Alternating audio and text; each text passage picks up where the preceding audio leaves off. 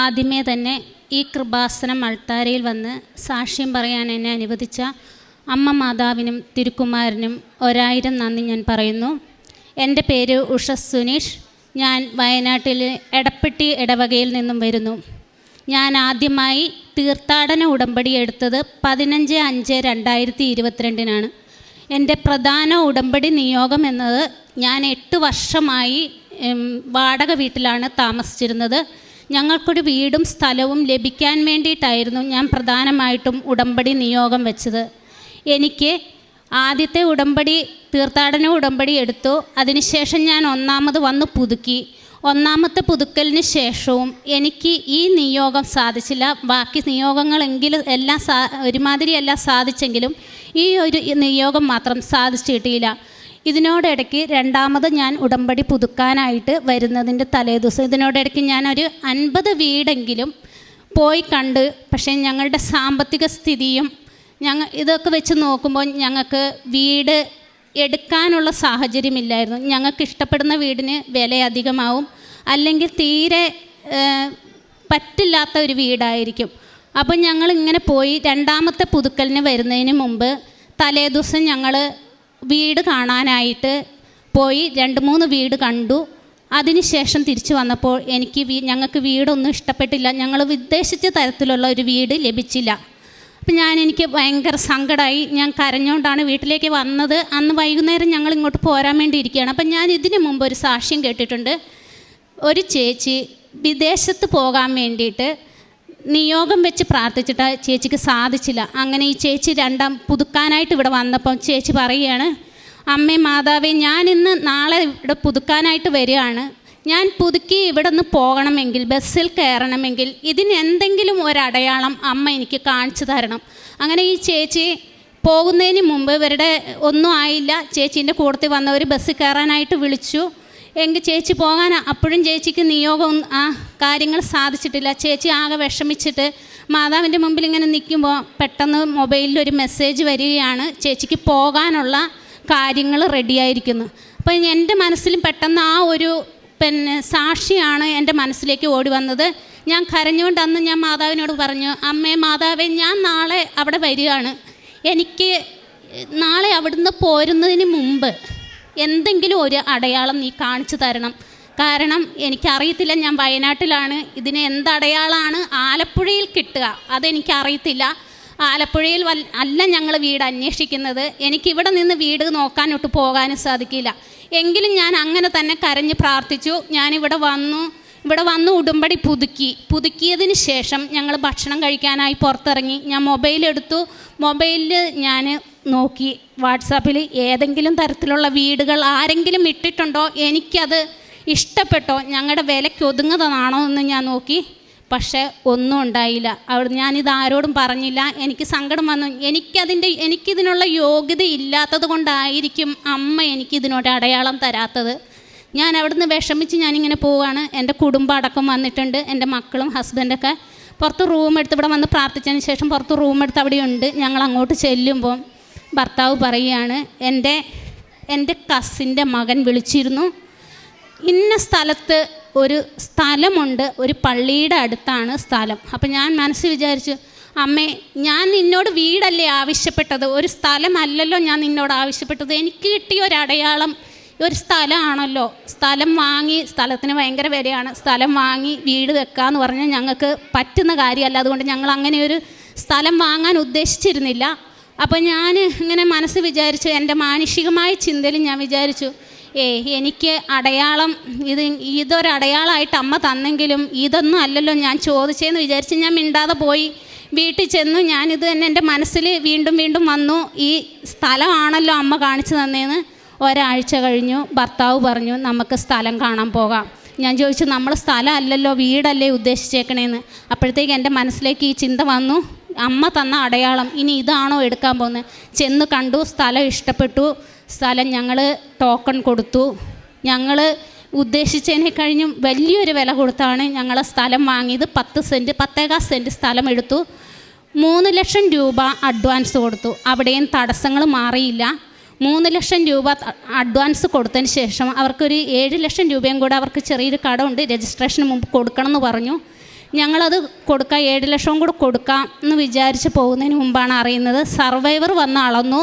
സ്ഥലം ഞങ്ങൾ ഉദ്ദേശിച്ച ഒരു വീതിയിൽ കിട്ടുന്നില്ല. അപ്പം കേൾക്കുന്നവരൊക്കെ പറയും, ഇവരെ പോയി സ്ഥലം അന്വേഷിച്ച് നടന്നിട്ട് ഇങ്ങനെ ഒരു സ്ഥലമാണല്ലോ കിട്ടിയത്, കാരണം ഒരു വണ്ടി ഷെഡൊക്കെ ഉണ്ടാക്കണമെങ്കിൽ അതിനുള്ള വീതി ഞങ്ങൾക്കാകുന്നില്ല. ദൈവമേ, എല്ലാവരും കുറ്റം പറയുമല്ലോ. അപ്പോൾ എൻ്റെ മനസ്സിലേക്ക് വിചാരിച്ച് ഞാനിത് അതിനുശേഷം ഞാൻ കുറച്ച് പേരോടൊക്കെ പറഞ്ഞായിരുന്നു, മാതാവ് തന്ന അടയാളമാണ്, ഞങ്ങൾ സ്ഥലം ഉദ്ദേശിച്ചില്ലെങ്കിൽ സ്ഥലമാണ് കിട്ടിയതെന്ന്.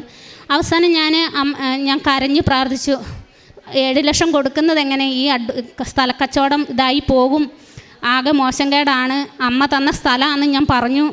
ഇനി എന്ത് ചെയ്യുമെന്ന് വിചാരിച്ച് ഞാൻ മാതാവിനോട് പ്രാർത്ഥിച്ചു, അമ്മേ നീ തന്ന സ്ഥലമാണെങ്കിൽ നീ ഇതിലെന്തെങ്കിലും പ്രവർത്തിക്കണം, ഞങ്ങൾക്കതിന് യോജിച്ച ഒരു 18 മീറ്റർ വീതിയെങ്കിലും ഞങ്ങൾക്കതിന് കിട്ടണം, നീ പ്രവർത്തിച്ച് നീ തന്ന സ്ഥലമാണെങ്കിൽ നീ തന്നെ ഇതിൽ പ്രവർത്തിക്കണം. ഒരു സർവൈവർ വന്ന് അളന്നുപോയ സ്ഥലം നമുക്കൊരിക്കലും രണ്ടാമത് അളന്ന് ആരും തരികയില്ല എന്നാണ് എൻ്റെ വിശ്വാസം. ഞാൻ അങ്ങനെയാണ് കേട്ടിരിക്കുന്നത്.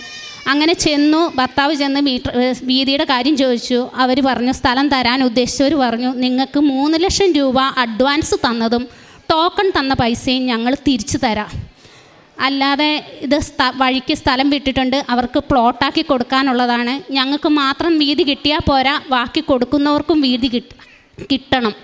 അപ്പോൾ അവർ പെട്ടെന്ന് എന്താണെന്നറിയത്തില്ല, സർവൈവറെ വിളിച്ചു. സർവൈവർ പറഞ്ഞു, ഞാൻ വരാം. രണ്ടാമത് വന്നു, സ്ഥലം അളന്നു. 18 മീറ്റർ വീതിയിൽ ഞങ്ങൾക്ക് ആ സ്ഥലം അളന്ന് കിട്ടി വീണ്ടും രണ്ടാമത്. പിന്നെ ഞങ്ങൾ ആ സ്ഥലത്തിന് രജിസ്ട്രേഷൻ കഴിഞ്ഞു. അതിനുശേഷം ഞങ്ങൾ ആ സ്ഥലത്തിൽ കിണർ കുത്താനായി ചെന്നു. 10 സെൻറ്റ് സ്ഥലമേ ഉള്ളൂ. സ്ഥാനം നോക്കിയപ്പം 2 സ്ഥലത്ത് മാത്രമേ വെള്ളം കാണുന്നുള്ളൂ. വെള്ളം കാണുകയെന്ന് പറഞ്ഞാൽ ഒരു സ്ഥലം ഒരു നടുക്ക് ഭാഗത്തായിട്ട് ഏകദേശം വരും, വീടിൻ്റെ ഒരു നടുക്ക് ഭാഗത്തായിട്ട് അവിടെ കുറച്ച് വെള്ളമേ ഉള്ളൂ. രണ്ടാമത് കണ്ട സ്ഥലവും ഒരു സൈഡിലായിട്ടാണ് വരുന്നതെങ്കിലും അവിടെ ഏപ്രിൽ മെയ് മാസത്തിൽ സ്ഥാനം കണ്ടതുകൊണ്ട് നിങ്ങൾക്ക് വീട്ടാവശ്യത്തിനുള്ള വെള്ളം കിട്ടുമായിരിക്കും. ഒറ്റപ്പാറയാണ്, അത് കാരണം വെള്ളം കിട്ടാൻ ഇച്ചിരി ബുദ്ധിമുട്ടാണ്.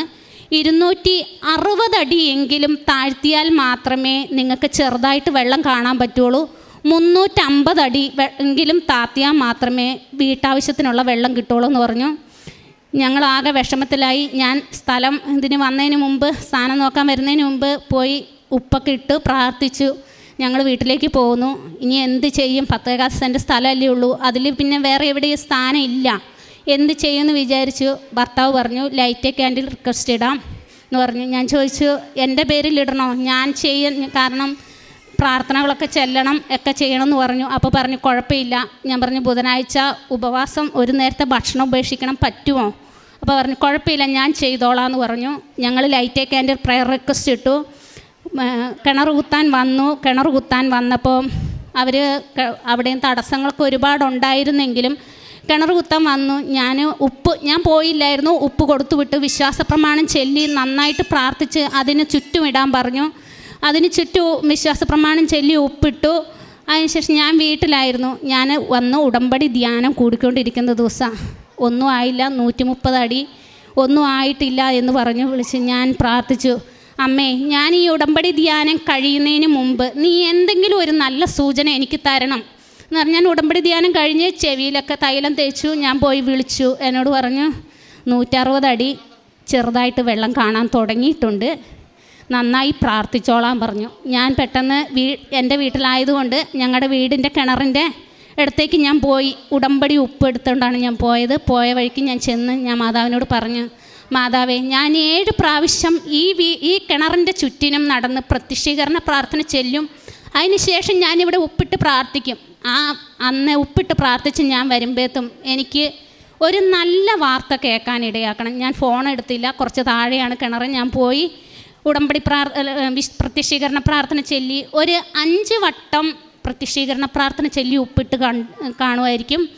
അപ്പോഴത്തേക്കും ഹസ്ബൻഡ് വിളിച്ചു, 195 അടിയിൽ നല്ല വെള്ളമായി എന്ന് പറഞ്ഞു. 7 വട്ടം പ്രത്യക്ഷീകരണ പ്രാർത്ഥന ചൊല്ലി ഉപ്പിട്ട് ഞാൻ തിരിച്ചു കയറി വന്നു. മോള് പറഞ്ഞു, അമ്മേ, അപ്പായി വിളിച്ചിരുന്നു എന്ന് പറഞ്ഞു. ഞാൻ ചെന്ന് ഫോൺ എടുത്ത് വിളിച്ചപ്പോൾ പറഞ്ഞു, 220 അടി മാത്രം മതി, 260 അടി താഴ്ചയിൽ വെള്ളം ചെറുതായിട്ട് കാണുകയുള്ളൂ എന്ന് പറഞ്ഞ സ്ഥാനത്ത് 160 അടി താഴ്ചയിൽ ഞങ്ങൾ വെള്ളം കണ്ടു. 195 അടി താഴ്ചയിൽ നല്ലോണം വെള്ളമായി. 220 അടി താഴ്ച കൊണ്ട് ഞങ്ങൾ നിർത്തി. 350 അടിയിൽ ഞങ്ങൾക്ക് വീട്ടാവശ്യത്തിനുള്ള വെള്ളം കിട്ടുമെന്ന് പറഞ്ഞ സ്ഥാനത്താണ് ഞങ്ങൾ 220 അടിയിൽ വെള്ളം കണ്ട് നിർത്തിയത്. അതിനുശേഷം ഞങ്ങൾ മൂന്നാമത് ഞാൻ പിന്നെ പുതുക്കാൻ വന്നില്ല. ഇത് 3ാമത്തെ പുതുക്കൽ ഞാൻ ഇപ്പോഴാണ് വരുന്നത്. സാധാരണ ഞാൻ ചിലപ്പോൾ 1, 2, 3 മാസം ഗ്യാപ്പിട്ട് കഴിയുമ്പോഴാണ് വരുന്നത്. ഞാൻ സാധാരണ ഓൺലൈൻ ഉടമ്പടി എടുക്കാറില്ല. അന്ന് ഞാൻ പറഞ്ഞു എനിക്ക് ഓൺലൈൻ ഉടമ്പടി എടുക്കണം. ഞാൻ ഉടമ്പടി എടുത്തു. കുറച്ച് ദിവസം കഴിഞ്ഞു. ഇതെൻ്റെ മകള് അൽന മരിയ. ഇവക്ക് ഒരു ദിവസം പെട്ടെന്ന് പനിയായി. ഇവൾ സ്കൂളിൽ പോയി.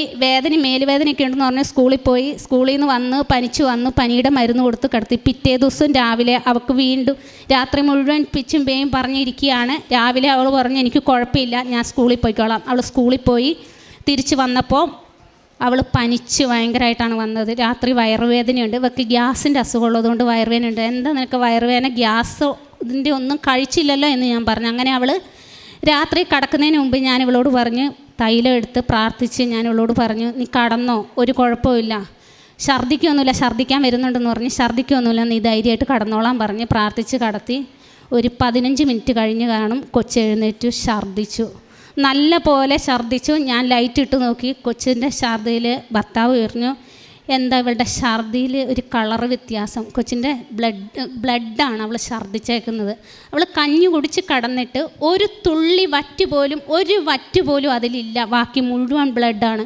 ഇത് പറഞ്ഞുകൊണ്ടിരിക്കുന്നതിനിടയ്ക്ക് അവൾ വീണ്ടും ഛർദ്ദിച്ചു. വീണ്ടും ബ്ലഡ് തന്നെ. ഞങ്ങൾ പെട്ടെന്ന് എടുത്തു കൊണ്ടുപോയി. പെട്ടെന്ന് ഹോസ്പിറ്റലിൽ കൊണ്ടുപോയി എങ്ങോട്ട് പോകണം എന്നറിയത്തില്ല. ഞങ്ങൾ പേടിച്ച് വേഗം എടുത്തു. ഇപ്പോൾ ആ പേടിയുടെ ഇടയ്ക്കും എനിക്ക് ഒരു ധൈര്യം ഉണ്ടായിരുന്നു. കാശ്രൂപവും തൈലവും ഉപ്പും എൻ്റെ തേനുമൊക്കെ എൻ്റെ കയ്യിലുണ്ട്. ഞാൻ ഓടിപ്പോയി അതെടുത്തു കൈവശം വെച്ചു. ഞാൻ പോണ വഴിക്ക് ഇവൾ പറഞ്ഞു അമ്മേ നമ്മൾ ഉടമ്പടി എടുത്തതല്ലേ, പേടിക്കണ്ട. ഇവൾ പേടി കൂടുതലുള്ള കൂട്ടത്തിലാണ്. എങ്കിലും അവൾ എന്നെ ആശ്വസിപ്പിക്കാനായിട്ട് പറഞ്ഞു പേടിക്കണ്ടാന്ന്. ഞങ്ങൾ പോണ വഴിക്ക് ഇപ്പോൾ പല അസുഖങ്ങളാണ് കേൾക്കുന്നത്. ബ്ലഡ് ഛർദ്ദിച്ച് എനിക്ക് ആകെ പേടിയായി. ഞാൻ കരയുന്നുണ്ട്, എന്നാലും ഒരുപാട് ഒച്ച കരയാൻ പറ്റുന്നില്ല, കൊച്ചു പേടിക്കും. അതുകൊണ്ട് ഞാൻ ഒരുപാട് കരയുന്നില്ല. അന്നേരം ഞാൻ പോണ വഴിക്ക് ഞാൻ മാതാവിനോട് പ്രാർത്ഥിച്ചു, മാതാവേ എൻ്റെ കുഞ്ഞിന് വേറെ ഒരു അസുഖമാണെന്ന് എനിക്ക് കേൾക്കാൻ പാടില്ല. അവൾക്ക് ഒരു സാധാരണ പനി മാത്രമായിരിക്കണേ. എന്താ വേറെ ഒരു കാര്യം എനിക്ക് ഡോക്ടർമാർ പറയുന്നത് കേൾക്കാൻ പറ്റൂല. ഞങ്ങൾ അടുത്തുള്ള ഹോസ്പിറ്റലിൽ കൊണ്ടുപോയി. ചെന്നപ്പോഴാണ് അറിയുന്നത് അവളെ പ്ലേറ്റ്ലെറ്റ് കൗണ്ട് പറ്റെ താന്നു, BP കുറഞ്ഞു, പനി കണ്ടമാനം കൂടി. അധിക പനിയുടെ മരുന്ന് കൊടുത്തിട്ടും അവൾക്ക് കുറയുന്നില്ല. ഞാൻ പറഞ്ഞു അവർ പറഞ്ഞു ഇനി ഛർദ്ദിക്കുകയാണെങ്കിൽ കൊച്ചിനെ ICUവിലേക്ക് മാറ്റണം. ICUവിലേക്ക് മാറ്റിയാൽ പേടി കൂടുതലുള്ളതുകൊണ്ട് അവൾ ഒറ്റയ്ക്ക് അവിടെ നിൽക്കില്ല. എനിക്ക് വല്ലാതെ പേടിയാകാൻ തുടങ്ങി. ഞാൻ മാതാവിനോട് പറഞ്ഞു, മാതാവേ ICUവിലേക്ക് കയറ്റാൻ എൻ്റെ കുഞ്ഞിനെ ഇടവരുത്തരുത്. എനിക്ക് ഇനി ഛർദ്ദിക്കാനും പാടില്ല, ബ്ലഡ് ഛർദ്ദിക്കാനും പാടില്ല. ബ്ലഡ് ഛർദ്ദിച്ചാൽ ICUവിൽ കയറ്റുമെന്നാണ് പറഞ്ഞിരിക്കുന്നത്. അവിടുന്ന് അവൾ എക്സ്റേ എടുക്കാൻ കൊണ്ടുപോയപ്പോൾ അവർ പറഞ്ഞു കൊന്തയഴിക്ക്, കാശുരൂപം എടുക്ക്. ആ കൊന്തയിൽ ഒരു കാശുരൂപം ആ കൊന്ത കഴുത്തിലുള്ളതാണ് എൻ്റെ ആകപ്പാടെ ഒരു ധൈര്യം. ഞാൻ പറഞ്ഞു അത് ഒട്ടിച്ച് വെച്ചേക്കുവാണ്, അഴിക്കാൻ പറ്റില്ല. അവർ പറഞ്ഞു പറ്റില്ല. ഞാൻ വേഗം എൻ്റെ ഉടമ്പടി കാശുരൂപം എടുത്ത് ടവലിൽ പൊതിഞ്ഞിട്ട് കൊച്ചിനോട് പറഞ്ഞു വിശ്വാസ പ്രമാണം ചെല്ലിക്കോ, ഇത് നീ അവരെ കാണിച്ചിട്ടുണ്ട് അവർ സമ്മതിക്കുകയില്ല, ഒരു കുഴപ്പവും ഉണ്ടാവില്ല, പൊയ്ക്കോളാൻ പറഞ്ഞു. അവൾ എക്സ്റേ എടുത്തു. ആ എക്സ്റേയിൽ ഒരു കുഴപ്പമില്ലായിരുന്നു. പിറ്റേ ദിവസം രാവിലെയായി, അവൾക്ക് പനി കുറയുന്നില്ല, അവളുടെ മോഷൻ പോകാൻ തുടങ്ങി, ബ്ലാക്ക് കളറിൽ, ഛർദ്ദിച്ചില്ല. അതിനുശേഷം ഞാൻ മാതാവിനോട് പറഞ്ഞതിന് ശേഷം അവൾ ഛർദ്ദിച്ചില്ല. അവളുടെ മോഷൻ പോകുന്നത് ബ്ലാക്ക് കളറിൽ. അവിടെ ഹോസ്പിറ്റലിലെ നേഴ്സുമാർ പറഞ്ഞു നിങ്ങൾ കൊണ്ടുപോയിക്കോ. ഞങ്ങൾ പെട്ടെന്ന് കോഴിക്കോട് കൊണ്ടുവന്നു. അവിടുന്ന് പോരുമ്പോൾ തന്നെ അവർ പറഞ്ഞിരുന്നു ഡെങ്കീൻ്റെ ഒരു ലക്ഷണമാണ് കാണിക്കുന്നത്. ഇച്ചിരി ക്രിട്ടിക്കൽ സ്റ്റേജിലേക്ക് പോകുമ്പോഴാണ് ഈ ഒരു അവസ്ഥ ഉണ്ടാകുന്നത്. ഞങ്ങൾ പെട്ടെന്ന് കോഴിക്കോട് മിംസിൽ കൊണ്ടുവന്നു. അവിടുന്ന് കൊച്ചിനെ ടെസ്റ്റ് ചെയ്തു. പ്ലേറ്റ്ലെറ്റ് കൗണ്ടൊക്കെ പറ്റെ താന്നു, BP പറ്റെ ഇതായി കുറഞ്ഞിരിക്കുകയാണ്. ഇഞ്ചക്ഷൻ വെച്ചിട്ട് കയറുന്നില്ല, ഒന്നും ആകുന്നില്ല. ഞാൻ മാതാവിനോട് വീണ്ടും പറഞ്ഞു എൻ്റെ കുഞ്ഞിനെയും കൊണ്ട് വന്ന് ഞാൻ അവിടെ വന്ന് സാക്ഷ്യം പറഞ്ഞേക്കാം, അമ്മ മാതാവിൻ്റെ മുമ്പിൽ എൻ്റെ കുഞ്ഞിനെ ഞാൻ കൊണ്ടുവന്നേക്കാം, ഒരു കുഴപ്പവും എൻ്റെ കുഞ്ഞിനുണ്ടാകരുതെന്ന് പറഞ്ഞു. അവരും പറഞ്ഞു ഡെങ്കിയാന്ന്. പക്ഷേ ഡെങ്കിൻ്റെ ടെസ്റ്റ് ചെയ്തു, നെഗറ്റീവ്. വീണ്ടും കടന്നു. 6 ദിവസം ഞങ്ങൾ അവിടെ കടന്നു. വീണ്ടും അവർ പറഞ്ഞു അടുത്ത ദിവസങ്ങളിലായതുകൊണ്ടായിരിക്കും നെഗറ്റീവ് കാണിക്കുന്നത്, ചിലപ്പം രണ്ടാമത് ടെസ്റ്റ് ചെയ്യുമ്പം പോസിറ്റീവ് കാണിക്കുമെന്ന് പറഞ്ഞു. രണ്ടാമത് 3-4 ദിവസം കഴിഞ്ഞപ്പം വീണ്ടും ടെസ്റ്റ് ചെയ്തു, ഡെങ്കി നെഗറ്റീവ്. അവൾക്ക് വെറും ഒരു വൈറൽ ഫീവറായിട്ട് മാതാവ് അത് മാറ്റി. ഞാൻ മാതാവിനോട് പറഞ്ഞ് വേറെ ഒരു സാധാരണ പനിയല്ലാതെ അവൾക്കൊരു വേറെ ഒരു അസുഖമാണെന്ന് എനിക്ക് കേൾക്കാൻ പാടില്ലെന്നാണ് ഞാൻ പറഞ്ഞത്. അതുപോലെ തന്നെ അവളുടെ അസുഖം വൈറൽ ഫീവർ മാത്രമാണ്, കുഴപ്പമില്ല. 6 ദിവസത്തിന് ശേഷം അവൾ ഡിസ്ചാർജായി വീട്ടിലേക്ക് പോന്നു. ഇത്രയും തന്ന അമ്മ മാതാവിനും തിരുക്കുമാരനും കോടാനുകോടി നന്ദി. ഞങ്ങൾ പ്രേക്ഷിത പ്രവർത്തനം ഞാൻ ചെയ്യുന്നത്, ഇവിടുന്ന് കൊണ്ടുപോകുന്ന പത്രം ഞാൻ പള്ളികളിൽ കൊടുക്കാറുണ്ട്, പിന്നെ ഗവൺമെൻറ് ഹോസ്പിറ്റലിൽ ഞാൻ പോകാറുണ്ട്, അവിടെ ഞാൻ കൊടുക്കാറുണ്ട്. പിന്നെ ഞാൻ ഈ യൂട്യൂബിൽ വരുമ്പം സാക്ഷ്യങ്ങളും പിന്നെ ഉടമ്പടി ധ്യാനവും ഒക്കെ ഞാൻ പ്രാർത്ഥിച്ച് ഞാൻ മറ്റുള്ളവർക്ക് ഷെയർ ചെയ്യാറുണ്ട്. പിന്നെ കാരുണ്യപ്രവൃത്തി എന്ന് പറയുന്നത് എന്നെക്കൊണ്ടാവുന്ന വിധത്തിൽ ഞങ്ങൾ ഇടയ്ക്ക് വൃദ്ധസദനങ്ങളൊക്കെ സന്ദർശിക്കാൻ പോകും, രോഗികളെ കാണാൻ പോകും. വൃദ്ധസദനത്തിൽ പോകുമ്പം ഞങ്ങളെക്കൊണ്ട് പറ്റുന്ന രീതിയിൽ എന്നെക്കൊണ്ടാകുന്നത് എന്താണോ ചെയ്യാൻ പറ്റുന്നത്, ഞങ്ങളെല്ലാം കുറച്ച് പേര് വേറെ ഉടമ്പടി എടുത്തോണ്ട് എൻ്റെ സഹോദരിയും മമ്മിയൊക്കെ ഉണ്ട്, ഞങ്ങളെല്ലാവരും കൂടെ പോകും. ഞങ്ങളെക്കൊണ്ട് എല്ലാവരും കൂടെ കൂടി ഒരു പറ്റുന്ന രീതിയിൽ അവർക്ക് അവിടെ വേണ്ട സാധനങ്ങളൊക്കെ വാങ്ങിക്കൊടുക്കും, രോഗികളെയൊക്കെ കാണാൻ പോകും. ഇതാണ് ഞാൻ ചെയ്യുന്ന കാരുണ്യപ്രവൃത്തികൾ. അബിമേലെക്ക് പട്ടണത്തിനെതിരെ യുദ്ധം ചെയ്ത് ഉപ്പ് വിതറിയതായിട്ടും എലീശ പ്രവാചകൻ ജലത്തെ ശുദ്ധീകരിക്കുവാനായിട്ട് ഉപ്പിട്ട് പ്രാർത്ഥിക്കുവാനായിട്ട് കർത്താവ് അരുൾ ചെയ്തതായിട്ടും ഒക്കെ ഈ ബൈബിളിൻ്റെ ഒരു പശ്ചാത്തലത്തിലാണ് ഈ ഉടമ്പടിയിലെ വെഞ്ചരിച്ചുപ്പ് നൽകപ്പെടുന്നത്. ഇതിപ്പം ഈ ഒരു സാക്ഷ്യത്തിൽ ഈ വെഞ്ചരിച്ച വസ്തുക്കളൊക്കെയും മാതാവിൻ്റെ വലിയ സാന്നിധ്യത്തിൻ്റെ അടയാളങ്ങളായിട്ടാണ്. ഇപ്പം അത് കാശുരൂപം എടുത്ത് കൈ പിടിച്ചെന്ന് പറയുന്നതും, ഉടമ്പടി തൈലം ഞാൻ എടുത്ത് വിശ്വാസ പ്രമാണം ചൊല്ലി കുരിശ് വരച്ചു എന്ന് പറയുന്നതൊക്കെ അമ്മയുടെ സാന്നിധ്യം ശക്തമായ പ്രാർത്ഥനയിലൂടെ വിശ്വാസ പ്രയോഗത്തിലൂടെ നമ്മൾ ക്ഷണിക്കുന്നതിൻ്റെയും തുല്യമാണ്. ഈ ഒരു സാക്ഷ്യത്തിൽ മറ്റൊന്നുള്ളത്, പരിശുദ്ധ അമ്മയോട് ഒരു വീടിന് വേണ്ടി പ്രാർത്ഥിക്കുന്നു, പിന്നെ സ്ഥലം ലഭിക്കുമ്പം ഇത് നീ ആഗ്രഹിച്ചത് തന്നെയാണോ എന്നൊക്കെയുള്ള രീതിയിൽ പ്രാർത്ഥനയിൽ ചോദിക്കുന്നുണ്ട്. ഇപ്പോൾ ഇവിടെ സാക്ഷ്യം പറയുമ്പോൾ പലരും ഇങ്ങനെ അമ്മയോട് വളരെ വളരെ സൗഹൃദപരമായിട്ട് സ്വന്തം അമ്മയോടെന്നതുപോലെ പിണങ്ങിയുമൊക്കെ പ്രാർത്ഥിച്ചതായിട്ടുള്ള സാക്ഷ്യങ്ങളാണ്. ഇപ്പോൾ ഒരുപാട് സാക്ഷ്യങ്ങൾ അങ്ങനെയുണ്ട്. കാരണം ഒരു ഉടമ്പടി ഒരു വ്യക്തി ബന്ധവും കൂടിയുണ്ടല്ലോ. പരിശുദ്ധ അമ്മയുമായിട്ട് അടുത്ത് ഈശോയിലേക്കുള്ള വലിയൊരു യാത്രയുടെ ആരംഭമാണ്. അപ്പം പരിശുദ്ധ അമ്മയുമായിട്ടുള്ള ദൈനംദിനമായിട്ടുള്ള നമ്മുടെ ഈ പ്രാർത്ഥനയും ജപമാലയും കുടുംബ പ്രാർത്ഥനയും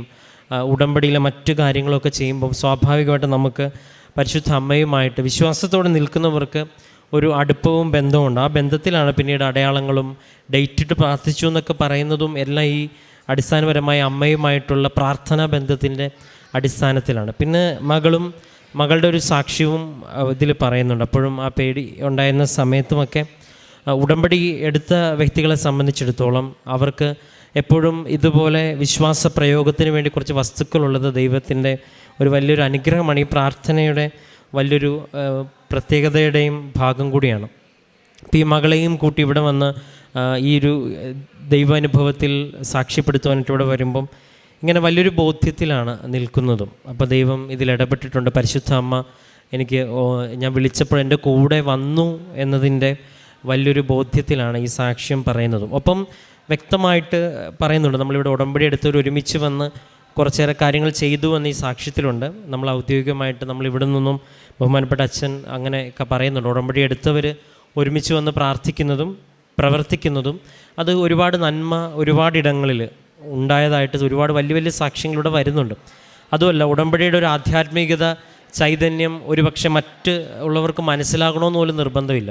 അപ്പോൾ അത് ജാതിമത ഭേദന ഉടമ്പടി എടുത്തു എന്നുള്ളൊരു ഇതിൽ ഒരുമിച്ച് വന്ന് പ്രാർത്ഥിക്കുമ്പം നിങ്ങളുടെ ഉള്ളിലൊരു ജ്വലനവും കൂടുതൽ അമ്മയ്ക്ക് കൂടുതൽ പ്രവർത്തിക്കുവാൻ ഒരുപക്ഷെ അമ്മയുടെ പ്രത്യക്ഷീകരണം പോലും നിങ്ങളുടെ സാന്നിധ്യത്തിൽ സംഭവിക്കാൻ തക്കവിധം ഒരു വിശുദ്ധിയിലേക്ക് വളരാനായിട്ടും ആ ഒരു ഒരുമിച്ച് വരവ് സാധ്യമാവും എന്നുള്ളത് സാക്ഷ്യങ്ങളിൽ നിന്ന് മനസ്സിലാവുന്നതാണ്. അപ്പം ഇനി ഉടമ്പടിയിൽ മുന്നോട്ട് പോകുമ്പോൾ ഒരുപാട് ദൈവാനുഭവങ്ങൾ നൽകി പരിശുദ്ധ അമ്മ വിശ്വാസത്തെ ശക്തിപ്പെടുത്തട്ടെ എന്ന് പ്രാർത്ഥിക്കുന്നു.